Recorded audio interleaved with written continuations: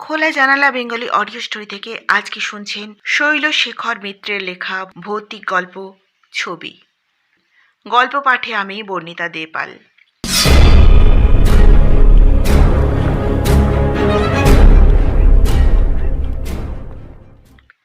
যাকে নিয়ে আমার এই কাহিনী লেখা তিনি হলেন হরিচরণ ঘোষ নামে এক শিল্পী। হরিচরণ বাবু ঊনবিংশ শতাব্দীর শেষের দিকে সমসাময়িক প্রখ্যাত চিত্রকর রবি বর্মার অনুকরণে আইলে পোর্ট্রেট এঁকে বেশ নাম করেছিলেন। সেকালে রাজবাড়িতে, ধনী ব্যক্তিদের বাড়িতে, জমিদার বাড়িতে পোর্ট্রেট আঁকার জন্য হরিচরণ বাবুর ডাক পড়ত। হরিচরণ বাবু ছবি এঁকে প্রচুর পয়সা রোজগার করেছিলেন। তিনি মাতেলা নামে একটি গ্রামে একটি চমৎকার বাগান বাড়ি কিনেছিলেন। মাঝে মাঝে অবসর যাপনের জন্য বাগান বাড়িতে গিয়ে থাকতেন। সেখানে তিনি নিজের খেয়ালে ছবি আঁকতেন, বই পড়তেন, ইচ্ছে মতো ঘুরে বেড়াতেন। বাগান বাড়িটা হরিচরণ বাবুর খুবই প্রিয় ছিল। তখন অনেকেই বলতেন হরিচরণ বাবুর আঁকা পোর্ট্রেট রবি বর্মার চেয়েও ভালো। হাইলাইটের কাজ অনেক সুন্দর, ফিগার ড্রয়িং নিখুঁত। মাতেলায় এদিকে ওদিকে আরও ২-৪ জন অবস্থাপন্ন লোকের বাগান বাড়ি ছিল। আগেকার ধনী ব্যক্তিদের বাগান বাড়ি রাখার একটা রেওয়াজ ছিল। সালটা বোধহয় ১৮৯০ হবে।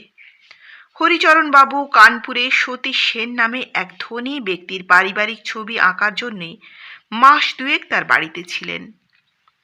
সতীশবাবু বাঙালি হলেও কানপুরে একজন গণ্যমান্য ধনী ব্যক্তি হিসেবে গণ্য হতেন। তার বাড়িতে রীতিমতো ছবি আঁকার চর্চা ছিল। সতীশবাবু নিজে জল রঙে ভালো মিনিয়েচার মুঘল পেন্টিং আঁকতেন। অথচ এক সময় সতীশবাবুর বাড়িতে হরিচরণ বাবুর বিদেশি পদ্ধতিতে আঁকা ছবির কঠোর সমালোচনা হতো। কিন্তু এখন সকলে হরিচরণ বাবুর আঁকার সুখ্যাতি করে। ২ মাস ধরে হরিচরণ বাবু সতীশবাবুর বাড়ির লোকেদের যেসব ছবি এঁকেছিলেন সেগুলি হরিচরণ বাবুর জীবনের অন্যতম সেরা আঁকা। কানপুর থেকে ফিরে কয়েকদিন পরে হরিচরণ বাবু বিশ্রাম নেবার জন্য বাগান বাড়িতে গিয়েছিলেন, যেমন তিনি মাঝে মাঝে যেতেন। একদিন বিকেলবেলায় বাগান বাড়ির পিছনের রাস্তায় বেড়াতে বেরিয়ে একটা বড় দিঘির পাশ দিয়ে যাচ্ছেন। রাস্তাটা খুবই নির্জন, ৮ মাইলের মধ্যে কোথাও কোনো লোক থাকে না। হরিচরণ বাবু ধীরে ধীরে হাঁটছেন। এমন সময় একটা কুকুর হরিচরণ বাবুর পিছনে এসে ঘেউ ঘেউ করে চিৎকার করতে লাগলো। হরিচরণ বাবু ভয় পেয়ে জোরে জোরে হাঁটতে লাগলেন, কিন্তু তবুও কুকুরটা পিছু ছাড়ল না। কুকুরটার হাব ভাব দেখে মনে হচ্ছিল এক্ষুনি কামড়ে দেবে। হরিচরণ বাবু ভয় পেয়ে দৌড়তে লাগলেন। কুকুরটাও ঘেউ ঘেউ করতে করতে এক হাত পেছনে পেছনে দৌড়তে লাগলো।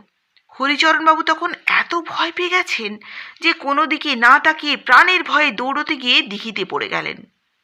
হরিচরণ বাবু উত্তর কলকাতার লোক, গঙ্গায় অনেক সাঁতার কেটেছেন। তিনি পাড় থেকে ২ হাত সরে গিয়ে দাঁড় সাঁতার কাটতে লাগলেন। কুকুরটাও পাড়ে দাঁড়িয়ে ঘেউ ঘেউ করতে লাগলো। কিছুক্ষণ পরে হরিচরণ বাবু বুঝতে পারলেন তার দম ফুরিয়ে আসছে। ঠিক তক্ষুনি তার একটা পা হঠাৎ জলের তলায় ঝাঁঝিতে জড়িয়ে গেল। তিনি যতই পা ছোঁড়ার চেষ্টা করতে লাগলেন ততই পা ঝাঁঝিতে জড়িয়ে যেতে লাগলো। কিছুতেই পা টেনে বার করতে পারছেন না। হরিচরণ বাবু বুঝতে পারলেন যেভাবে পা আটকে গেছে তাতে আর কিছুক্ষণের মধ্যে তিনি ডুবে যাবেন। এমন সময় হরিচরণ বাবু দেখতে পেলেন পথ দিয়ে একটি ১৫-১৬ বছরের মেয়ে আসছে। তিনি চিৎকার করে মেয়েটিকে ডাকলে সে দ্রুত এগিয়ে আসে। ভাগ্যক্রমে সেখানে বাঁশ ঝাড়ের পাশে একটা লম্বা সরু ভাঙা বাঁশ পড়েছিল। ঝাড় থেকে বাঁশটা কাটার পর কেউ সেটা অপ্রয়োজনীয় মনে করে ফেলে গেছে। মেয়েটিকে দেখে কুকুরটা কিরকম ভয় পেয়ে গেল। মেয়েটি এগিয়ে এসে বাঁশটা কুড়িয়ে নেবার আগেই কুকুরটা ভয় পেয়ে লেজ গুটিয়ে কেউ কেউ করতে করতে পালিয়ে গেল। মেয়েটি তখন সেই ঝিলের পাড়ের ধারে এসে ঝুঁকে পড়ে বাঁশটা হরিচরণ বাবুকে এগিয়ে দিলে তিনি কোনো গতিকে বাঁশের ডোগাটা ধরতে সক্ষম হন। হরিচরণ বাবু বাঁশের ডোগাটা ধরলে মেয়েটি তাকে টেনে পাড়ে তোলে। পাড়ে উঠে হরিচরণ বাবু এত নার্ভাস হয়ে পড়েন যে কাঁপতে কাঁপতে মাটিতে বসে পড়েন। অনেকক্ষণ তার মুখ দিয়ে কথাই বের হয়নি। মেয়েটি হরিচরণ বাবুর সামনে চুপচাপ দাঁড়িয়েছিল। কিছুক্ষণ পর হরিচরণবাবু উঠে দাঁড়ালে মেয়েটি বলে, আপনাকে আমি চিনি। আপনি বিখ্যাত চিত্রশিল্পী হরিচরণ ঘোষ। আমি কানপুরে সতীশবাবুর বাড়িতে আপনার আঁকা ছবিগুলো দেখেছি, দারুণ ভালো লেগেছে। তারপর হেসে বলল, এইরকম ছবি আমার যদি কেউ এঁকে দিত তো নিজেকে ধন্য মনে করতাম। হরিচরণবাবু বুঝতে পারলেন মেয়েটি অভিজাত বংশের, নিশ্চয়ই কোনো বাগান বাড়িতে বেড়াতে এসেছে। তিনি মেয়েটিকে বললেন, তুমি আমায় প্রাণে বাঁচিয়েছ। তোমার ঋণ এ জীবনে শোধ করতে পারবো না। তোমার মতো একটা সুন্দর মুখ আঁকবার সুযোগ পেলে আমিও নিজেকে ধন্য মনে করব। মেয়েটি বলল, পরশু আমি এখান থেকে চলে যাচ্ছি, তাহলে কাল থেকেই আঁকা শুরু করুন। কাল শনিবার। প্রতি শনিবার আমি নিরুম্ব উপোস করে মৌনব্রত পালন করি, তাই শনিবার দিনটা আমার কাছে মোটেই সুখের নয়। দিন যেন কাটতেই চায় না। সকাল থেকে আপনার কাছে এসে সন্ধে অবধি আপনাকে চুপচাপ সিটিং দেব। আপনার ছবি আঁকা দেখতে দেখতে আমার দিনটা ভালোভাবেই কেটে যাবে। পরে কলকাতায় আমি লোক পাঠিয়ে আপনার বাড়ি থেকে ছবিটা আনিয়ে নেব। হরিচরণবাবু বললেন, পুরো একটা দিনে তোমার মুখ ছবিতে ঠিক ধরতে পারবো। বাকি কাজ কলকাতায় করে নেব। আমার দেরি হয়ে গেল, এখন চলি। কাল 8টায় আপনার বাড়ি ঠিক চলে আসব। এই বলে মেয়েটি যে পথ দিয়ে এসেছিল সেই পথ দিয়ে ফিরে গেল। হরিচরণবাবু মনে মনে কিছুটা উদ্বিগ্ন বোধ করছিলেন, কারণ আবছা সন্ধেতে একটি সুন্দরী তরুণী একা ফিরে যাচ্ছে। রাস্তা একদম ফাঁকা। হরিচরণবাবু বুঝতেই পেরেছিলেন মেয়েটি আশেপাশের কোনো বাগান বাড়িতে বাড়ির লোকেদের সঙ্গে বেড়াতে এসেছে। তবে কোন বাড়িটা এসেছে তা অবশ্য তিনি জিজ্ঞেস করেননি। হরিচরণবাবুর অর্ধেক রাত্রির অবধি ঘুম আসেনি।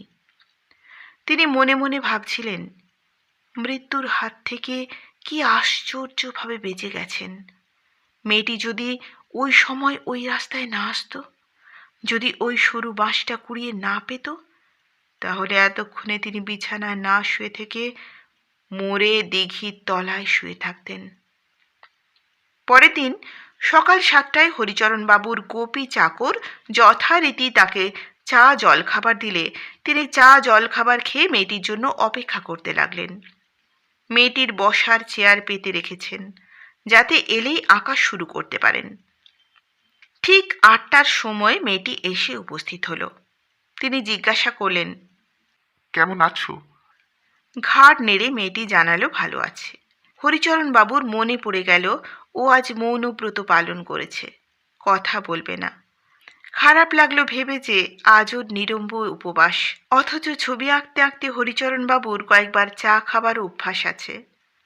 মেয়েটি স্থির হয়ে চেয়ারে বসে রইল, একদম নড়াচড়া করে না। অসম্ভব ভালো মডেল। হরিচরণবাবু ক্যানভাসে ছবি আঁকা শুরু করলেন। দুপুরবেলায় স্নান করে ভাত খাবার সময় ছবি আঁকা কিছুক্ষণের জন্য বন্ধ ছিল। তখন উনি মেয়েটিকে আরাম করে বিছানায় শুয়ে বিশ্রাম করতে বললেন, কিন্তু ঘাড় নেড়ে মেয়েটি রাজি হলো না। হরিচরণবাবুর বাগান বাড়িতে ইলেকট্রিক নেই, কারণ এই গ্রামে এখনো ইলেকট্রিক আসেনি। যতক্ষণ দিনের আলো ছিল হরিচরণবাবু একটানা ছবি আঁকলেন। উনি মেয়েটির মুখ ক্যানভাসে অবিকল ধরতে পেরেছিলেন। সত্যি মেয়েটির অসীম ধৈর্য, একদম নড়াচড়া করছিল না। সন্ধে হবার আগেই মেয়েটি বাড়ি ফিরে গেল। ফিরে যাওয়ার আগে মেয়েটিকে হরিচরণবাবু বললেন, দিন 15 পরে ছবিটা আমার কলকাতার বাড়ি থেকে নিয়ে যেও, কেমন? তখন তোমার সঙ্গে আবার দেখা হবে। মেয়েটি কোনো উত্তর না দিয়ে মাথা নিচু করে চলে গেল। বছর খানেক হয়ে গেল, ছবিটা কেউ নিতে আসেনি। ছবিটা হরিচরণবাবু সযত্নে রেখে দিয়েছেন। ছবিটার উপর তার একটা দুর্বলতা রয়েছে। ছবিটা দেখলেই তার মনে পড়ে যায় এই মেয়েটি তাকে মৃত্যুর হাত থেকে বাঁচিয়েছিল। তাছাড়া মেয়েটির সুন্দর মুখ, তার ঠোঁটের কোণে মৃদু হাসি, চোখের নির্মল দৃষ্টি ছবিতে চমৎকার ফুটে উঠেছে। ঘরে টাঙিয়ে রাখার মতো একটা ভালো ছবি। হরিচরণবাবুর ধারণা এটা তার আঁকা অন্যতম শ্রেষ্ঠ ছবি। তিনি মনে মনে ভাবেন, ছবিটা তার কাছে থেকে গেলে তিনি খুশি হবেন। ছবিটা তিনি ভেতরের ঘরে টাঙিয়ে রেখেছেন। সেখানে তার পছন্দ মতো মাত্র 5খানা ছবি টাঙানো আছে। ছবিটা কিছুদিন আগে একজন আমেরিকান ভদ্রলোক বেশ মোটা টাকায় কিনতে রাজি হয়েছিলেন। হরিচরণবাবু বিক্রি করেননি। ভদ্রলোক বেশ অবাক হয়ে গিয়েছিলেন যখন এত টাকার বিনিময়েও হরিচরণবাবুর মতো পেশাদার শিল্পী ছবিটা বিক্রি করতে রাজি হলেন না। হঠাৎ একদিন সতীশবাবু আগাম কোনো খবর না দিয়ে হরিচরণবাবুর বাড়িতে সস্ত্রীক এসে উপস্থিত হলেন। আসার কারণ হরিচরণবাবুকে আর একবার কানপুরে যাওয়ার অনুরোধ করতে। হরিচরণবাবু আগে যখন কানপুরে গিয়েছিলেন তখন সতীশবাবুর এক ছেলে, বৌমা, নাতি লন্ডনে ছিল। ছেলে ব্যারিস্টারি পড়তে গিয়েছিল। সেই ছেলে সপরিবারে কানপুরে ফিরে এসেছে। পারিবারিক ছবির সঙ্গে তাদেরও ছবি থাকা দরকার। হরিচরণবাবু আর সতীশবাবু যখন কথা বলছিলেন তখন সতীশবাবুর স্ত্রী ঘুরে ঘুরে হরিচরণবাবুর আঁকা ছবিগুলো দেখছিলেন। ভেতরের ঘরের ছবিগুলো দেখতে দেখতে হঠাৎ আঁক করে চিৎকার করে জ্ঞান হারিয়ে মাটিতে পড়ে যান। হরিচরণবাবু ছুটে গিয়ে চোখে মুখে জলের ছিটে দিলে তার জ্ঞান ফিরে। তখন তিনি বলেন, ওই ছবিটা আপনি আঁকলেন কি করে? ওটা আমার মেয়ের ছবি।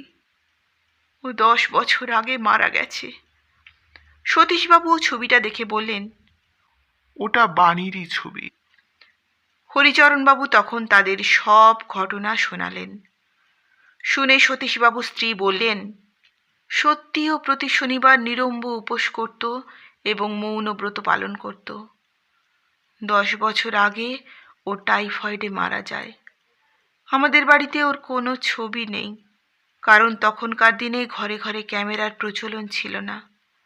বাণীর বাঁ পাশের গালের তিলটার জন্যে ওকে আরও সুন্দর লাগতো। ছবিতে তিলটা ভালো ফুটে উঠেছে। সতীশবাবু হরিচরণবাবুকে বললেন, যত দাম লাগে আমি দিয়ে দেব, ছবিটা আমায় দিন। বাড়ির হল ঘরে পারিবারিক ছবিগুলোর সঙ্গে ওটা থাকবে। হরিচরণবাবু বললেন, আমি তো কয়েকদিন পরেই আপনার ওখানে আপনার ছেলের ছবি আঁকতে যাব। তখন কানপুরে ছবিটা নিয়ে গিয়ে আপনাকে উপহার দেব। এ ছবি আমি বিক্রি করব না।